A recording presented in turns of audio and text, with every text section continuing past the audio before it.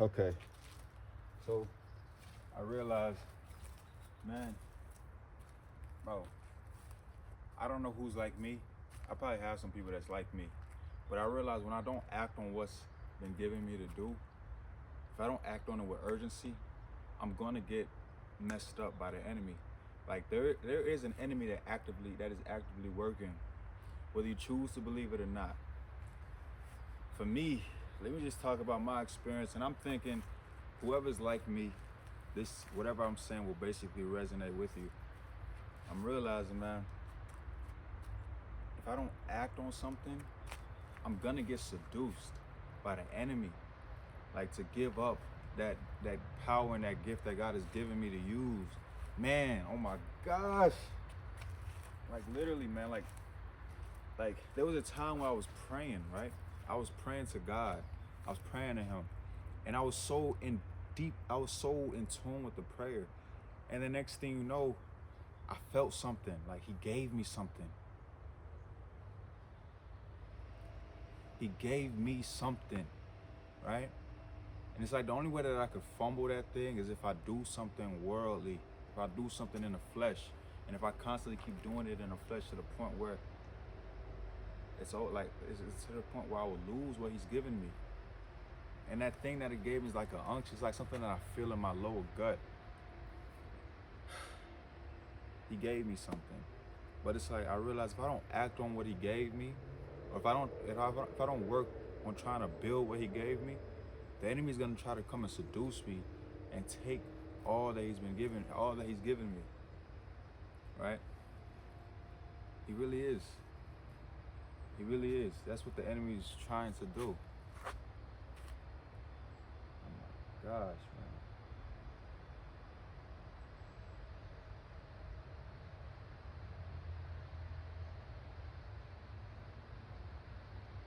One second.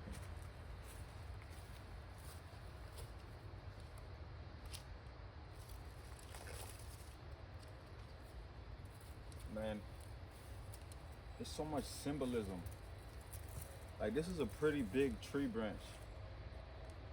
It's a pretty big tree branch. And it's funny because the Lord said he's a true vine. And he'll cast those that don't produce his fruit into the fire. He'll cast them into the fire. And this right here is like a symbolism, man. What is God trying to show me? That I need to act. Like, look how big this thing got. There are people right here who are supposed to grow, right? Yes, we know that Jesus Christ is the true vine, but there are people that are supposed to grow, man, and produce so much fruit. But if we don't produce the fruit, God is gonna cut us off from the vine, from the source, and he's gonna cast us in the fire. Why would I want to do that to myself? I'm gonna be honest, man. Like this lust thing is so real. Like the thing about it is, people are not vocal about it, but it's so real. Like lust is real, man. Like, and it don't make it any better the fact that I'm just so handsome. Like that's another thing. I'm so handsome, and it's like I came from a world to where I had to give all that things up, man. I used to use my charm, man. I used to use my charm for a lot of things. I used to use my charm to get a lot of things, to do a lot of things, to get into a lot of things, like get into a lot of places. I use my charm, like my looks. And it's like when you're in the kingdom of God, you're gonna have to give all that up. But then next thing you know, when you give all that up, it's like the enemy wants you to use it again. Okay, but now for real, on a real note, lust is real. Lust is a real life demon. It's a real life spirit that's constantly tugging at your mind, constantly feeding your mind, feeding the mind with things. And I'm not qualified to speak on these. I get scared when I speak on these things because when it comes down to the realm of the spirit, man, like you gotta have like a sense of authority. Like it's like trying to get into a jurisdiction. Like I was taught this. You're trying to get into a jurisdiction where you don't have access to. So I don't even want to say that I'm qualified to talk on lust at all because it's something that it's an ongoing battle. It is. It is an ongoing battle. For real, for real. That thing is real. And that thing came to kill and destroy and to steal. It's a real spirit. So if you guys are going through it, man, I would say definitely reach out to a brother for sure. Reach out to somebody you trust. Somebody who won't shame you for saying that you're going through something. I got a brother right now. Every time I slipped up, he would always say, yo, say Wonderland. Whenever you're in that predicament, just text Wonderland so you don't have to explain yourself. And then he automatically knows what's about to go down or what's went down when I say the word Wonderland. And you want to have those type of brothers around. So it's like you just say a safe word and they could come and rescue you out of the hands of the enemy, because the spirit realm is crawling with so many, oh my gosh, man. It's crawling with them. You got to be careful who you conversate with too. I was watching this video on Facebook where it was like, it was showing what it's like in the real world versus the realm of the spirit. Like, and it was a guy in a suit just casually walking through the city, and then they cut to the scene where it was like how it's like in the spiritual realm. That guy is actually a disciple, and he's just passing people, just walking past people, and then he walked towards people, and they were in a group, huddling in a group, but there were demons around them, just demons hovering over them, but he was just walking as a disciple. And it just had me realizing, man, like sometimes you could have a conversation with people and you don't know the demons they're carrying, man. You don't know what they're carrying. You can just conversating with a random person, and whatever is on them is now trying to follow you, or senses a weakness or a vulnerability in you is now it's trying to follow you everywhere and trying to. So you got to really be careful with your conversations, man. Conversations are so important. The conversations you having are so important. So I was realizing, like, yo, I was just in a deep conversation, and the next thing you know, I'm here battling with my lust again. I'm like, how did this happen? I literally just went to church the other day. Like, what in the world? Like, and then I realized conversations. You gotta take fellowshipping serious. You gotta fellowship with the right ones. They're people that you're supposed to fellowship. When you leave that conversation, you feel empowered. You don't feel like, dang, did I lose something? Why does it feel like I lost something? But nah. If you don't produce, you're gonna get seduced. God is giving you, he's giving you the treasure. And if you get seduced, you know, man, if you get seduced, you gotta get back to the presence of the Lord so he can give you that thing again. It's because it's not yours.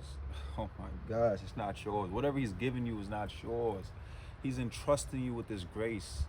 He's entrusting you with the power to do. And if you don't produce, you're gonna get seduced. Right? He's giving us something, he's giving you something, but if you don't produce, you're gonna get seduced. It's that simple. Just know that whenever you do get seduced, go back to the presence of the Lord. Find him again, seek him, call upon his name, and don't leave until you know that he's conversated with you. Be wary of your conversations. Be wary of who you're talking to about your goals and your dreams. Be wary of just who you talk to casually, because you don't know the demons that they carrying, man. Like, people literally carry demons. They literally do. Seducing spirits, like envy spirits, jealousy, lack, procrastination is a spirit too. People carry these things, and it influences the flow of the Holy Ghost in your life.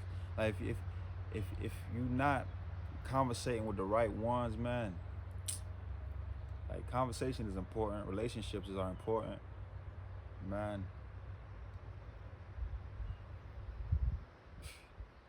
You can't do it by yourself. God is real. And also, man, make sure that you're getting active. Get active. Nah, I don't know why I did that, but get active.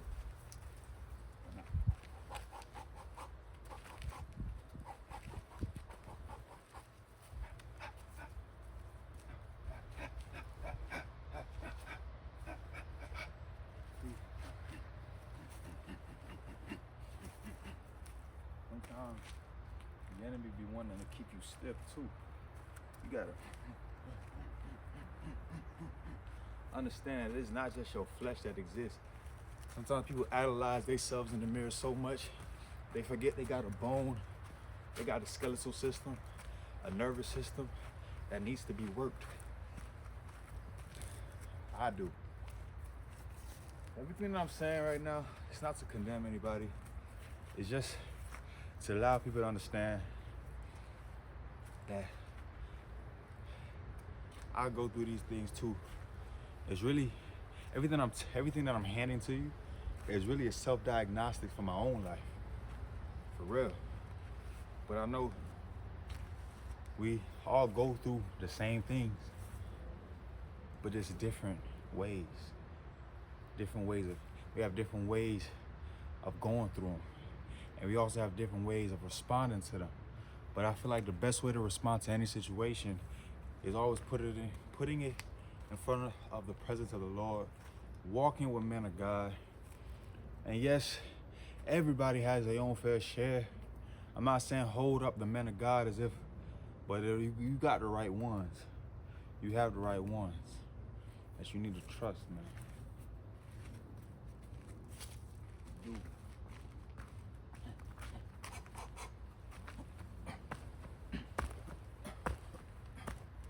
I need to get active, man. I be too stiff.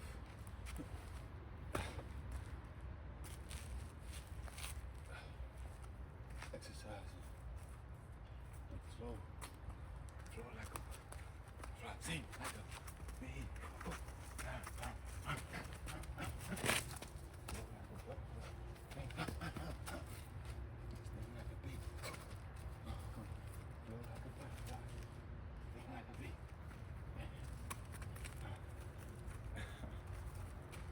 Flow like a butterfly, sting like a bee. Flow like a butterfly, sting like a bee. Flow like a butterfly, sting like a bee. Flow like a butterfly.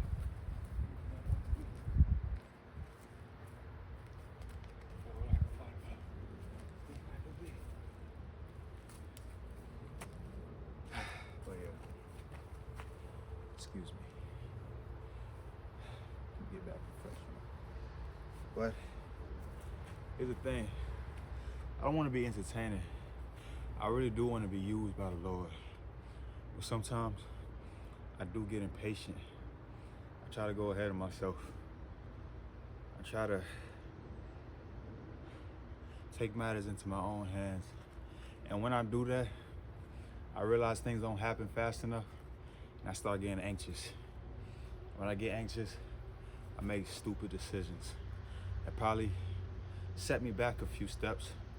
But then I realized that's probably the lesson that I needed to learn. Now, I gotta do what I didn't want to do in the first place, which is just being patient and waiting on the Lord. Circumstances can have you in a chokehold. But what I'm realizing now, no matter how the circumstances have you, that's God's plan. It's meant to make you, not break you. Like, I could imagine just being a tree, being alive, being a conscious human being, growing up, like being a conscious human being, growing a branch out of the side of my stomach as a tree. Like, obviously that thing's painful. I could imagine that thing being painful. But when it's done, a tree looks so elegant. So, just live to fight another day, man. Today might have not gone as you wanted it to go. It might have not gone how you planned it to go. Might have not gone how you expected it to go. But you live to fight another day. We just pray and be grateful that God has woken us up again. And go pray. Pray that God gets all that thing out of you.